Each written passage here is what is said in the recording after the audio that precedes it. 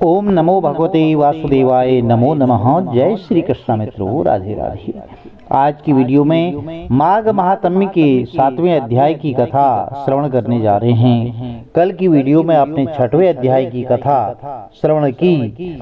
प्रिय भक्तजनों, माघ महीना चल रहा है जो कि बहुत ही पवित्र महीना माना जाता है श्री हरि विष्णु भगवान की पूजा के लिए। जो भी भक्त सच्चे मन से, हृदय से, भाव से भगवान श्री हरि विष्णु की आराधना करते हैं, उनके मनोवांछित फलों की प्राप्ति अवश्य होती है। चलिए कथा आरंभ करते हैं। बोलिए गणपति गजानन महाराज की जय, श्री हरि विष्णु भगवान की जय, माता लक्ष्मी की जय। चित्रगुप्त ने जब आलोचना की तब यमराज ने दूतों को आज्ञा दी कि एक तो घोर नरक में लेकर जाओ जहाँ कठिन दुख होता है, और दूसरे को स्वर्ग में रखो जहाँ उत्तम भोग है।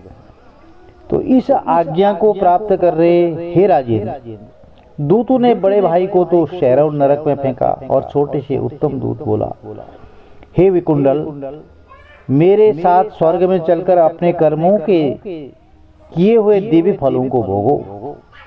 यह सुनकर के हृदय में संशय रखे कि किस लिए मुझको यह फल मिला है। तो विकुंडल ने कहा, हे दूत, मैं तुमसे पूछना चाहता हूँ कि हम दोनों ने एक ही कुल में पैदा होकर के बराबर ही कार्य किए थे, हमारी बुरी मृत्यु भी बराबर ही हुई और यम भी हमने साथ ही देखा, फिर किस कारण मेरे बड़े भाई को नरक में फेंका गया और मुझे स्वर्ग मिला।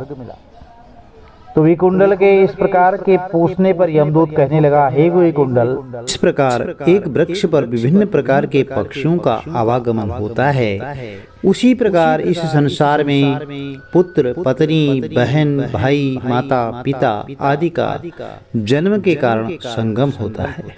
हे वैश्य, मैं प्रेम पूर्वक तुमसे सत्य कहता हूँ कि मनुष्य जो पूर्व भावित कर्म करता है वही अपने किए अच्छे या बुरे कर्म का ही फल समय समय पर बारंबार भोगता है। जो जैसा कर्म करता है वैसा ही फल भोगता है। कोई मनुष्य दूसरे किसी के किए कर्म का फल कभी नहीं भोगता।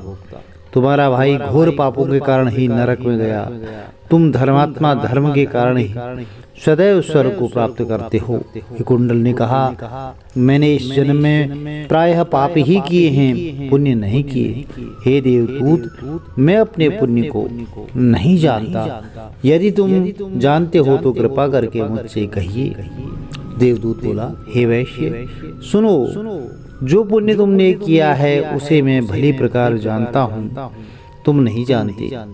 हरि मित्र का पुत्र सुमित्र वेद पाठी ब्राह्मण था, तुम्हारी उससे मित्रता हो गई थी। उसके साथ तुमने 2 माघ मास में सभी पापों को दूर करने वाली शुभ निर्मल यमुना जी के जल में स्नान किया था, जिससे तुम सब पापों से दूर हो गई और तुमने स्वर्ग प्राप्त किया। तुम इस पुण्य के प्रभाव से स्वर्ग में चिरकाल तक आनंद भोगोगे और तुम्हारा भाई नरक में यम द्वारा दुख सहन करेगा।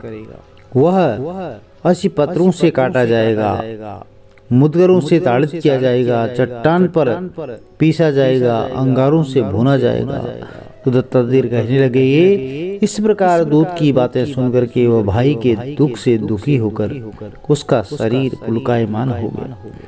नम्रता पूर्वक दुखी होकर उसने मधुर वाणी में देवदूत से कहा कि साधु के साथ 7 पग चलने वाली मित्रता श्रेष्ठ एवं फलदायिनी होती है, इसलिए मित्र प्रेम को सोचकर तुम मुझ पर कृपा करते हो। हे सर्वज्ञ, तुमसे जब सुनने की इच्छा करता हूँ तो कृपा करके कहो कि किस कर्म से मनुष्य यमलोक को नहीं देखते और बुरी गति को प्राप्त नहीं होते हैं। इस तरह प्रिय भक्तजनों, यह 7वां अध्याय संपूर्ण हुआ। यदि आपको आज की वीडियो में बताई गई कथा अच्छी लगी तो चैनल को लाइक कीजिए, शेयर कीजिए, सब्सक्राइब कीजिए, साथ में बेल आइकन अवश्य प्रेस कर दीजिए, जिससे कि आने वाली वीडियोस की नोटिफिकेशन आपको ठीक समय पर मिलती रहे। श्री हरि विष्णु का आशीर्वाद आपके परिवार पर सदैव बना रहे। जय श्री कृष्णा। राधे राधे। आपका दिन शुभ हो।